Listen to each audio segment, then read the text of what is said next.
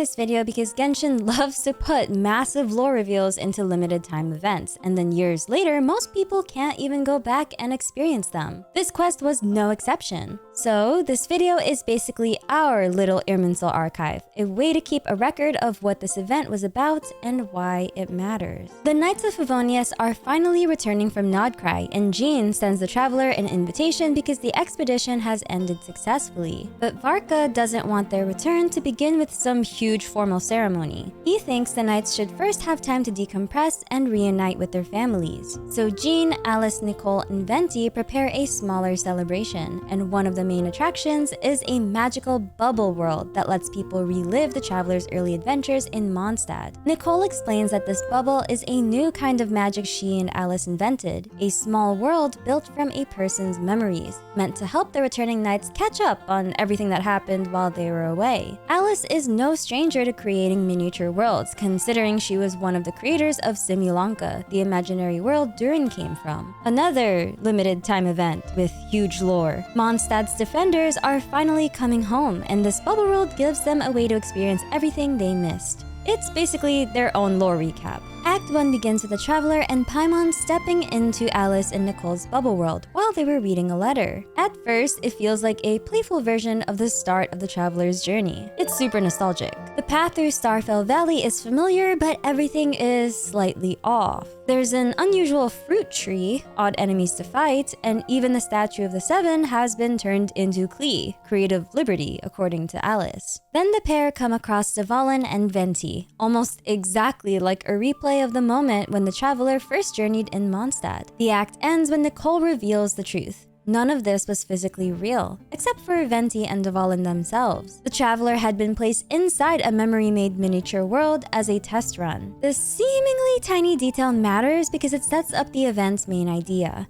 This bubble made of memories is not a perfect archive. It's a loose reconstruction. Nicole says the bubble world is still being transcribed and debugged. Memories are supposedly easy to extract, but they are not a perfect stable foundation for reality. Even when this bubble world was made from Venti's memories of the Mondstadt Archon quests, a memory-based world can still drift, exaggerate, or fill in missing pieces in strange ways. You'll see what I mean in a bit. Nicole made the bubble more interactive by giving it self-deductive capabilities, meaning it can improvise and connect things on its own. So this type of magic can creatively reconstruct the past rather than preserve it with total accuracy. The more Alice and Nicole talk, the more they start to sound like software engineers, and it honestly makes me want to dust off my computer science degree. In Act 2, the bubble world now reenacts the Holy Liar chapter of the original Mondstadt story. But it has been adapted so the returning Knights and their friends can participate like actors in an interactive play. The traveler, however, points out a problem. If this experience is supposed to be reenacted by everyone who enters the bubble,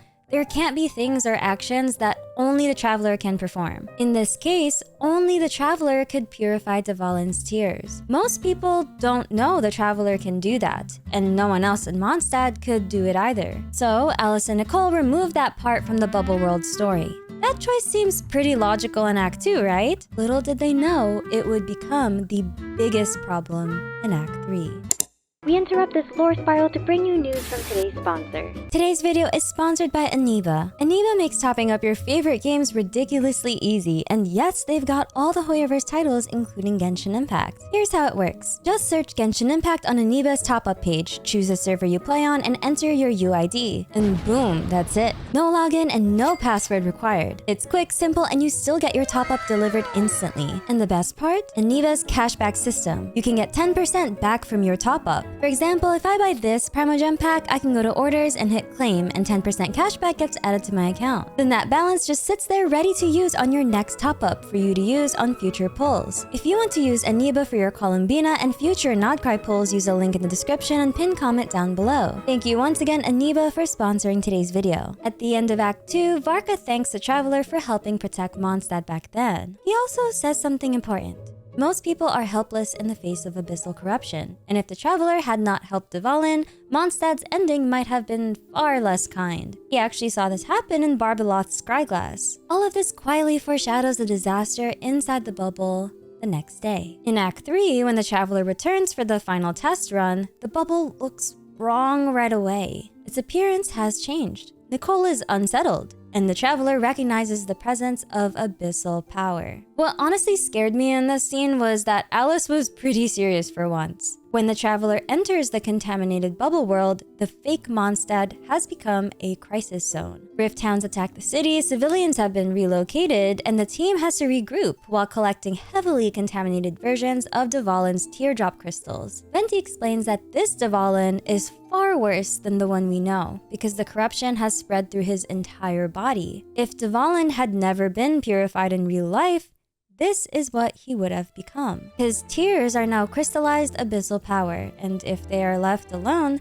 they will keep summoning monsters without end. So basically, we're seeing the version of events where the traveler was never there to help during Mondstadt's crisis. Dvalin breaks free from his seal, his corruption gets even worse, and Mondstadt is nearly destroyed. At that point, Dvalin would have had to be killed. This is the most important part to understand about the bubble's contamination. Make note of this for when we talk about the abyss in the future. The bubble didn't simply get infected because some random abyss goo slipped inside. Nicole says that when they designed this bubble world, they cut out the part from the story where the traveler cleanses the abyss from Dvalin and did not replace it with a different sequence of events. Alice and Nicole assumed each act inside the bubble would function independently, but they were wrong. Since Dvalin was never purified in this edited version, the later outcome of the story began reorganizing itself around that missing act. The result was a major bug in their code, a version of the past where abyssal corruption was allowed to keep growing. The traveler's suspicion about this situation is correct. What appeared inside the bubble was a nascent form of abyssal power that would have become the real thing if left unchecked. Paimon is shocked because that means it didn't come from outside. The abyssal corruption formed within the bubble. The bubble got contaminated because the magic system they built allowed a darker version of events to move too close to reality. The missing event of Traveler purifying Dvalin created space for a different outcome, and the bubble's unstable memory logic let it develop into real abyssal power. Imaginary, real, it's honestly giving Honkai Impact. Alice then explains why that's possible at all. According to the Hexen Circle's long observation of the abyss, and especially Barbalot's interpretation, the essence of the abyss is hatred carried by all the fates that will not come to pass. Her point is that every time one outcome becomes real, other possible outcomes are discarded. Most of those discarded possibilities are tiny and harmless. For example, Alice says that if she ate Sweet Madame for lunch, then the version of Alice who chose tea break pancakes is now a discarded outcome. But some lost possibilities are even worse. She mentions Rhindaughter choosing the abyss,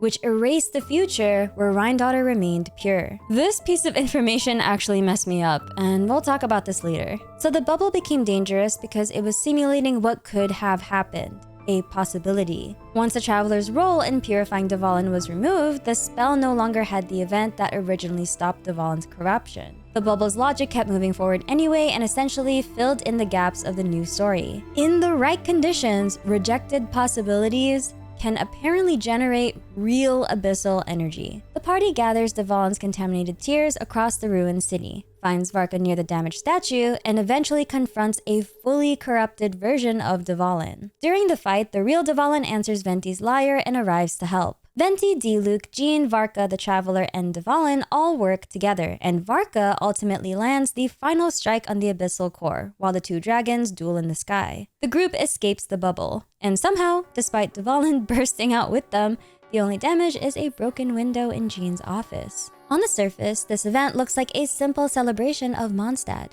a homecoming for Varka and the expedition, and a fun reunion with old friends. But inside this quest, Alice drops a piece of lore that genuinely messed me up.